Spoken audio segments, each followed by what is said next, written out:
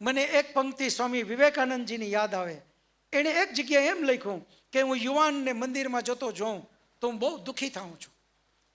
પ્રશ્ન એ થાય આપણને કે વિવેકાનંદ જેવી વિભૂતિ યુવાનને મંદિરે જતો જોવે ને દુઃખી થાય, આનું કારણ શું? હા, એ ક્લબમાં જતો હોય, ન જવાની જગ્યાએ જતો હોય ને દુઃખી થાય તો સમજ્યા, પરંતુ મંદિરમાં જાય ને દુઃખી થાય. બુક્સ વાંચી ખબર પડી કે બહુ સ્વામી વિવેકાનંદજીએ સાચી વાત કરી. સ્વામીજી એમ કહેવા માંગતા હતા કે હે યુવાન, નાનપણમાં સમજણો થયો ત્યારથી તું પપ્પા મમ્મી કાકા કાકી દાદા દાદી ફઈ કોઈ પણની આંગળી પડીને તું મંદિરમાં જતો હતો.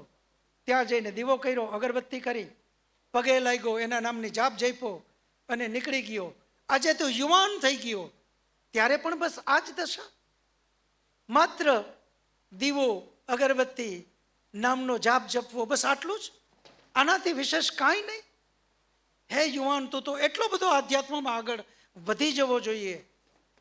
આધ્યાત્મના પ્રશ્નોના જવાબ દેતો હોય. યમ એટલે શું, નિયમ એટલે શું, પ્રાણાયામ એટલે શું, પ્રત્યાહાર એટલે શું, ધારણા એટલે શું, ધ્યાન એટલે શું, બ્રહ્મચર્ય એટલે શું, ધર્મ એટલે શું, એને બદલે હજી આજ દીવો અગરબત્તી પગે લાગીને રવાના.